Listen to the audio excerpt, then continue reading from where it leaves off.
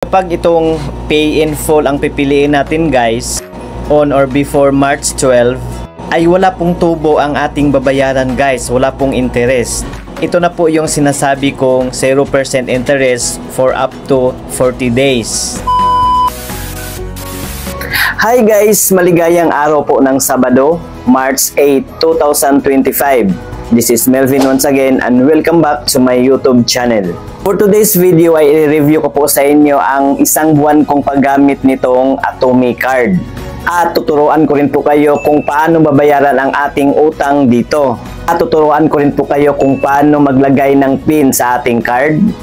Paano ito i-temporary block ang ating card kung sakaling na-hack ito. Sundan nyo lang po at tapusin ang video ito para masaksihan po natin lahat kung legit po ba yung 0% interest for 40 days. Kaya kung bago ka pa lang po sa aking YouTube channel at sa mga di pa nakasubscribe, pakiclick mo yung subscribe button na nasa baba at pakihit yung notification bell para ma-notify po kayo sa tuwing may bago na naman akong mga tutorial video or mga reviews na i-upload sa aking channel.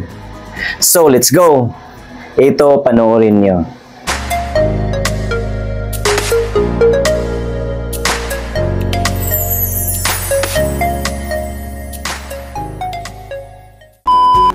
So ayan po guys, i-open ko na ang aking Atomy account.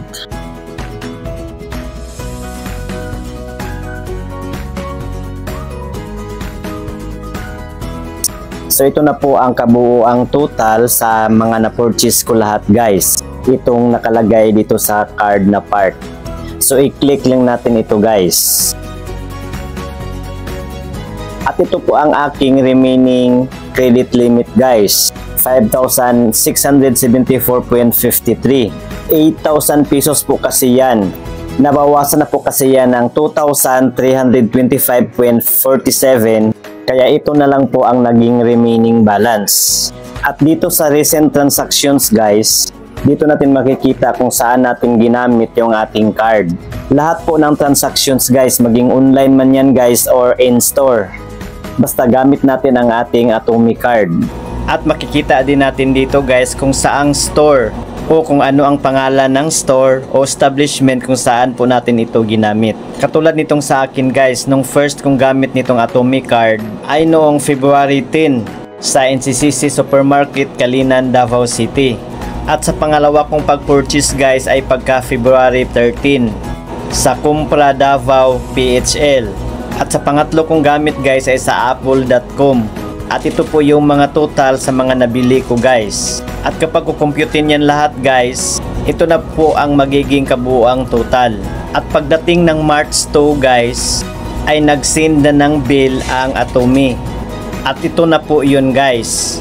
At take note guys, hindi po tayo maaaring magbayad ng advance hanggat wala pa tayong bill na natanggap galing kay Atomy. Wala pa pong nakalagay na kabuuang total dito guys at itong Pay Now button hanggat wala pang bill na sinend sa atin. At uulitin ko po, ang billing date ng Atomy card ay kada pizza 2 ng buwan at ang due date niyan ay kada pizza 12 ng buwan. So ngayon dahil may bill na po ako, it's time to pay na po. So ang una po natin gawin ay pindutin itong Pay Now. At ito na po ang payment plan ng Atomy card guys. Sa mga nagtatanong kung ilang buwan po ba babayaran ang ating utang dito, so ito na po ang kasagutan guys. So ito na po ang kabuuang total ng aking na-purchase guys. 2,325.47. At ito na po ang payment plan. Pwede po natin itong bayaran in full guys on or before March 12. Pwede rin natin itong bayaran in 3 months. At pwede rin in 6 months. At kapag itong pay in full ang pipiliin natin guys, on or before March 12, ay wala pong tubo ang ating babayaran guys, wala pong interest. Ito na po yung sinasabi kong 0% interest for up to 40 days. Bigyan ko po kayo ng example guys ha, kung bakit up to 40 days po yung 0% interest. Di ba mag-send po sila ng bill is March 2. Pagka March 3, magsa-shopping na ulit tayo. Yung kabuuang halaga na nagamit natin sa March 3, halimbawa 2,000 pesos lahat ang na-purchase natin, ay i-bill out na yan pagka April 2. So isang buwan na po yan or 30 days na po. Kapag ifo-fully paid po natin yan pagka March 12 dahil yan po ang due date, ay 2,000 pesos pa rin ang ating babayaran. Wala po iyang tubo. Yan po ang ibig sabihin po ng 0% interest up to 40 days. Kapag i-fully paid po natin yan on or before due date. At kapag gusto natin itong i-installment, halimbawa po itong pay in 3 months ang pipiliin natin, ay syempre may interest na po yan guys. So tingnan po natin ang payment plan dito sa 3 months guys. So ito na po guys. So ang first due amount ko po guys ay 914.48. At syempre sa March 12 po ang due date niyan. At sa second repayment due amount ko po guys ay 914.48 pa rin. At sa April 12 po ang due date po niyan. At sa pangatlong repayment due amount ko po guys ay 914.70. At sa May 12 po ang due date po niyan. So nang tinutal ko po yan lahat guys, 914.48 plus 914.48 plus 914.70 is equal to 2,743.66. And then ima-minus natin itong 2,325.47 is equal to 418.19. So yan lang po ang interest guys or ang tubo kapag 3 months po natin ito babayaran. O diba ang baba lang po ng interest guys. So ngayon guys, dito naman tayo sa 6 months installment. So ito po ang mababayaran natin buwan-buwan. 527.10 pesos mula March 12 hanggang August 12. So nang tinutal ko po ito lahat guys, ay ito po ang total. 3,162.65 and then i-minus natin dito itong 2,325.47 is equal to 837.18. So ito lang po ang tubo guys kung 6 months ang pipiliin natin. So ngayon guys, ang pipiliin ko ay gusto kong bayaran ito lahat guys, fully paid ko na lang ito. So itong pay in full ang pipiliin ko. So ngayon, tuturuan ko po kayo kung paano ito babayaran gamit ang ating GCash account. So i-click ko lang itong pay in full and then i-click po natin itong confirm payment plan. Ayan po ang nakalagay sa ating repayment processing fee is 0. So ito na po yung mga available payment methods guys na pagpipilian natin. Itong bank transfer via InstaPay, e-wallets, over the counter. At pwede rin tayo magbayad sa pamamagitan ng ating debit card or credit cards. So ngayon, ang una kong ituturo ay kung paano magbayad gamit ang ating GCash account.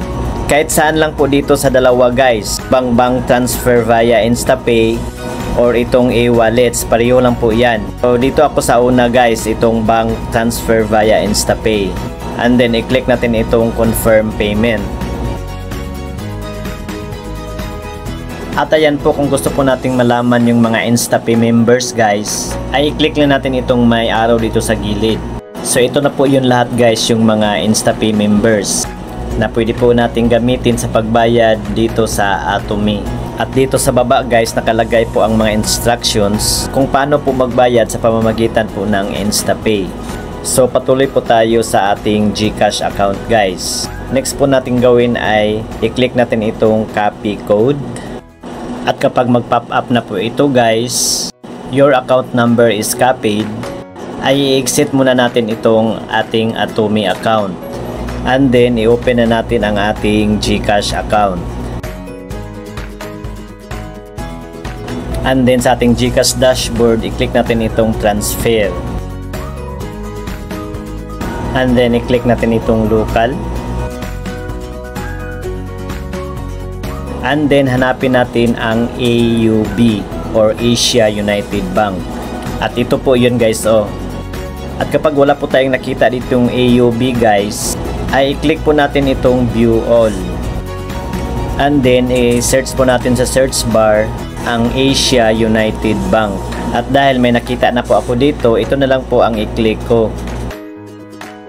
And then ilagay po natin dito yung amount na gusto nating bayaran. Halimbawa sa akin ay yung 2,325.47.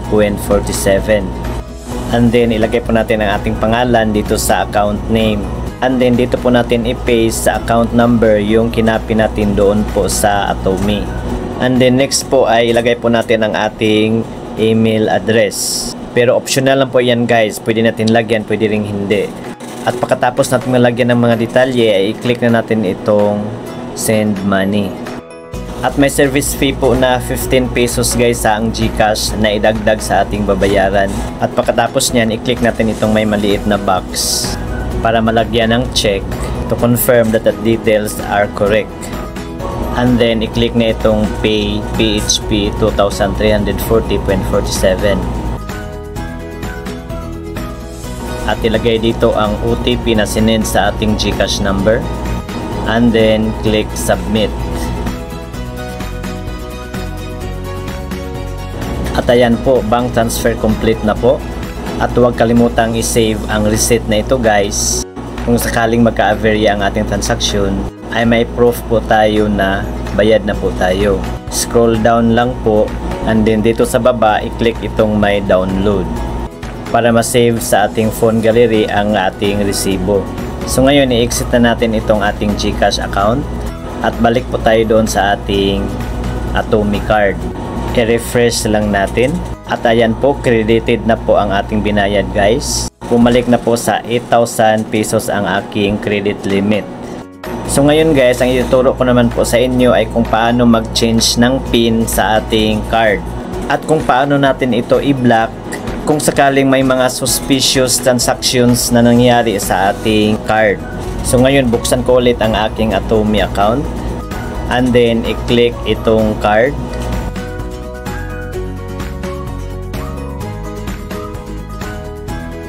Sa makikita natin guys ay naka-block na po ang aking virtual card at ang aking physical card. So ganito po ang gawin natin guys. I-click lang natin itong view CVV and settings.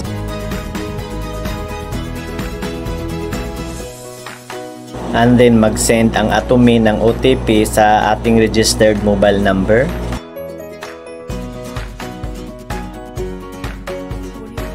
And then dito po natin ilagay ang 4-digit OTP. And then automatic na po yung magni-next. So ito na po ang mga detalye na makikita sa ating card. At kapag gusto nating palitan ang ating PIN sa ating card, i-click lang natin itong change 4-digit PIN. And then dito po natin ilagay ang ating bagong PIN. So ganun lang po guys. At sa pag-lock na naman ng ating card, ay i-click lang natin itong lock. And then mag-pop up ito. Do you want to lock card? At kapag ma-lock daw natin itong ating card guys, ay hindi raw natin ito maaaring gamitin sa anumang transaksyon. Kaya kung gusto na naman natin itong gamitin, ay pwede naman natin itong i-unlock. So i-click lang natin itong yes guys. At ayan po, nakalock na po ang ating physical card. Kapag gusto natin yan i-unlock ulit, ay i-click lang natin itong unlock. So yun lang po guys. Para sa mga gustong mag-apply dito sa Atomy card guys, ilagay ko na lang po ang link dito dyan po sa baba sa may description area sa bidyong ito para sa tutorial. Paki-click na lang po. At sana may natutunan po kayo guys, paki-like na lang po sa video ito kung nagustuhan nyo at paki-share na rin sa iba para may idea din po sila. At para sa iba pa pong mga katanungan, pakisulat lang po inyong mga tanong dyan po sa comment section sa baba. So yun lamang po guys, maraming salamat sa panonood. God bless us all. See you again sa next kong mga reviews. Goodbye!